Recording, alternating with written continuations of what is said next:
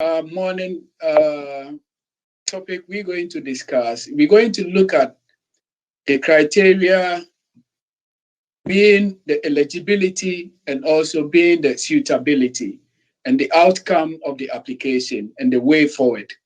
So when we look at it, when we talk about being a spouse of a person settled in UK here, what we normally look at is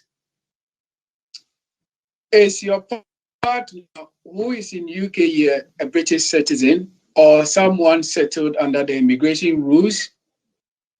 If you can confirm that your partner has to meet certain criteria, be the eligibility, in order for you to make that application to join your partner in UK. So what we're going to look at it is basically this application we're going to look at under the immigration rules. We're not going to talk about EU at the moment.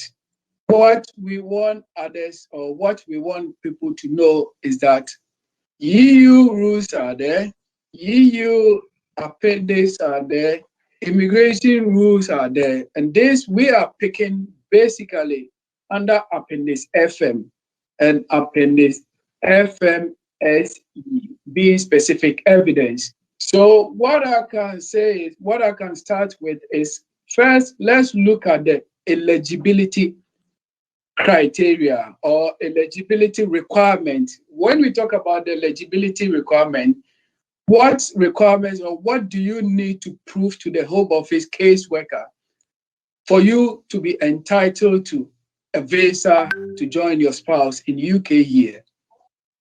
First, what the Home Office looks at it is, in terms of eligibility requirement, first they look at the relationship you've got with the person settled in UK or a British citizen or your spouse who is living in UK.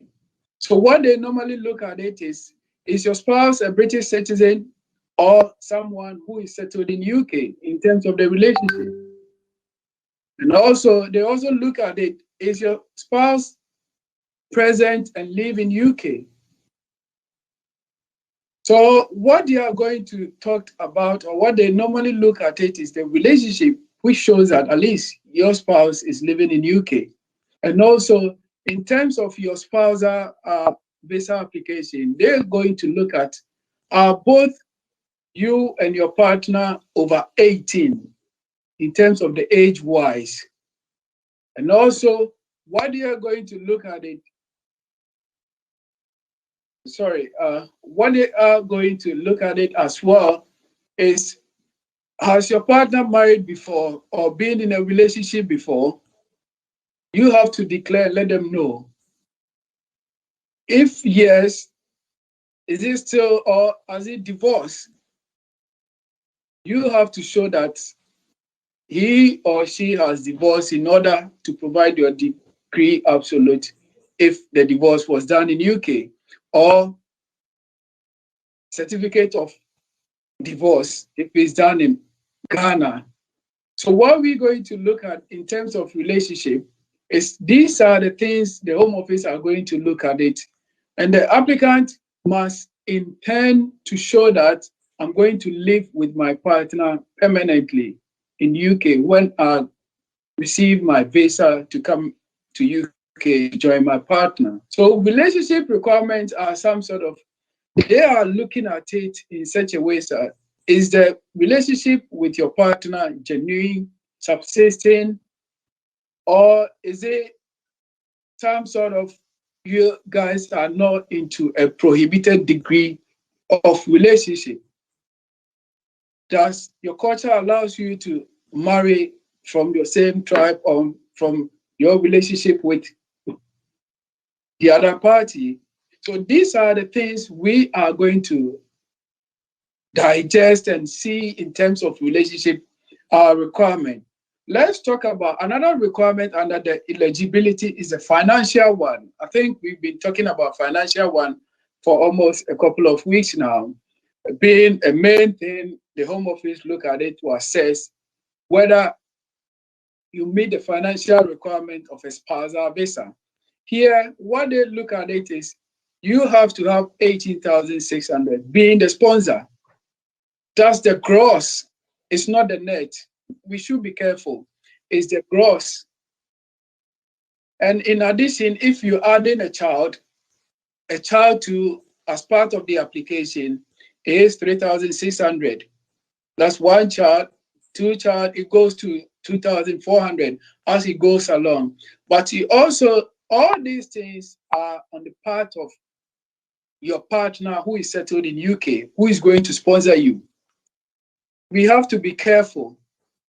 Also, the financial bit, your partner who is in UK here can use some sort of benefits to cascade him or her to meet the financial requirement. Okay, Lawyer Francis, so if I may ask, before you continue, the financial aspect, does it fall under suitability or eligibility?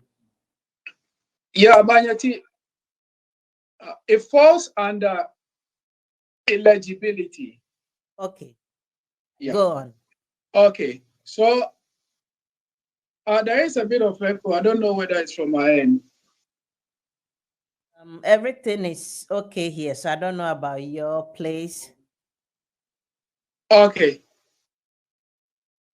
So what I can say is, in terms of the financial requirement, as 𝗲𝗫𝗃 asks, does it fall under eligibility or suitability?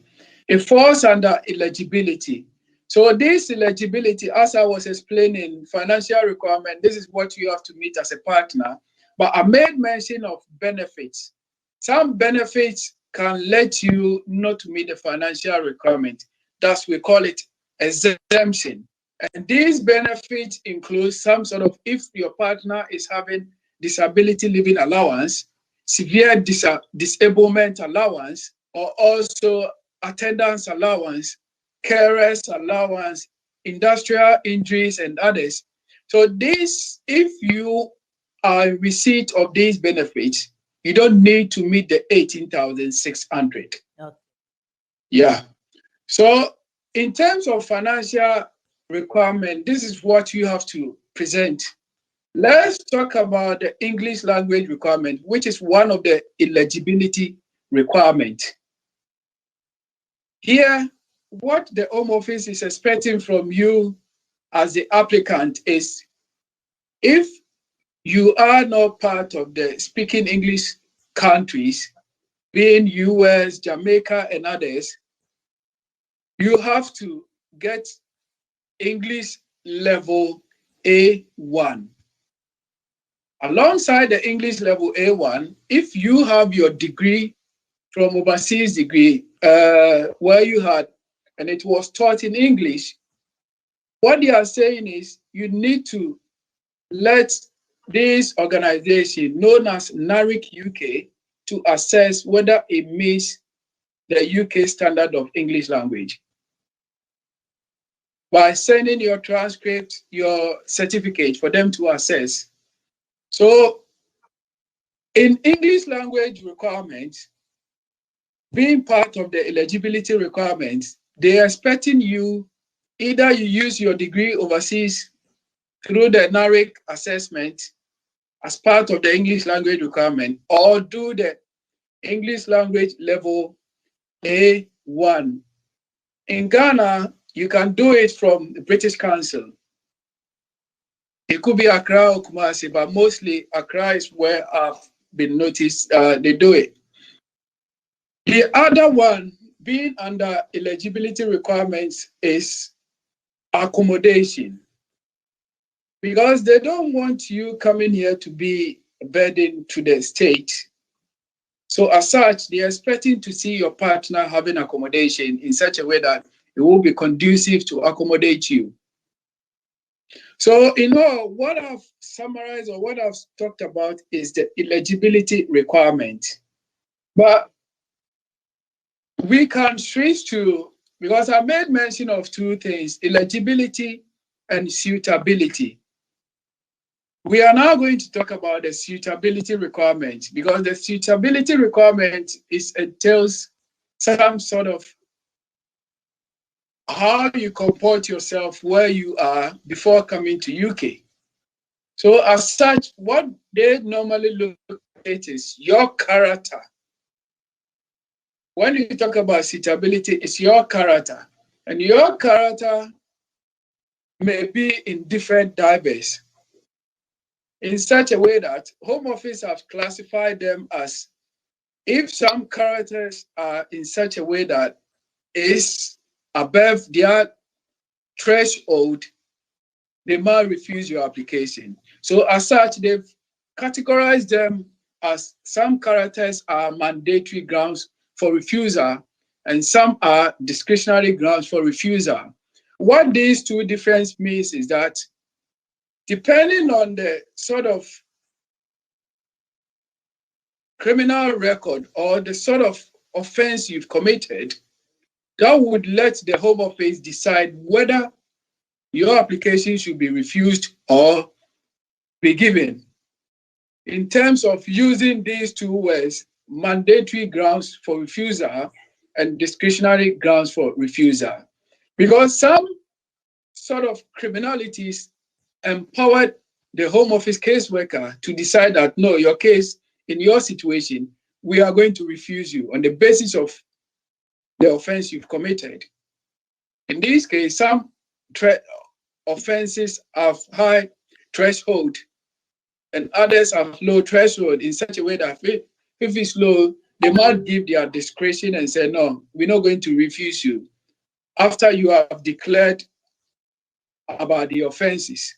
So when you talk about suitability in general, it talks about your character, how you've done, how you've comported yourselves in terms of if you've been here before with IHS, did you pay for it using the government health thing whilst you are a visitor here? And also, if you owe Home Office based on litigation, being litigation debt, that one too, they can consider. And how effort have you made in paying for all these things? So what I can say is character that falls under suitability criteria looks at what you've done in your past, which entails you to have a criminal record. Yeah, like litigation debt, as I did explain earlier, NHS debt, and others. So it's up to you to make sure when you're doing such an application, you declare things which you've done in your past in order for the caseworker have a look at it and make a decision out of it. Well, let's go to how the formalities of applying such an application to the Home Office. First, what you have to do is, after going through the eligibility and suitability criteria, this application is being done online at the government website. That's www.gov.uk/𝗣𝗿𝗁. So these forms, you fill it online, and upon completion of the form, what they look at it is you pay the Home Office fee and the IHS fee. The IHS fee is Immigration Health Surcharge. And the Home Office fee at the moment is, as of 6th of April 2021, is £1,523. And the IHS fee, because you come in for about 30 months or 33, the IHS fee are worked within that month. Every year you need to pay 624. So when we work it out for the 30 months, it is 1,560 in pounds. But the issue then is, if you are from Ghana and you're making that application to here, Ghana, they use the dollar rate. So depending on at that point in time of your application, the current dollar rate will determine how much you're paying for. Okay. So this is why we have to be a bit careful in terms of paying for the application. So when you make your application, you've paid your fee, and it has been submitted to the Home Office that very day, you booked for biometric enrollment and submission of your documents. So this will determine the date you want to go for your biometric appointment and your submission of your documents. After you've submitted your documents, according to the Home Office website, you have 12 weeks for the decision to come around. So in this case, roughly you wait for about within 3 months for them to make the decision. But Home Office will write to you and acknowledge and saying, yeah, we receive your documents and so and so. So expect your decision within the 12 weeks. So in this case, you know what is ahead of you. All these things are procedure Home Office is put in place for you to apply for UK spousal visa. So in case your application is successful, you will be issued spousal visa. First is 33. Normally, they will give you about 3 months for you to, in your passport, be in a viet to come to UK. And when you come to UK, you come for your biometric resident permit. From the post office, you choose around your partner, where your partner lives close to that. So in a nutshell, what I can say is applying for a UK spousal visa is what I've deliberated and come about, that I've made it simple and straightforward. But there are a bit of technicalities. I will advise that if you think you can't do it yourself, you have to consult your lawyer to help you to do that.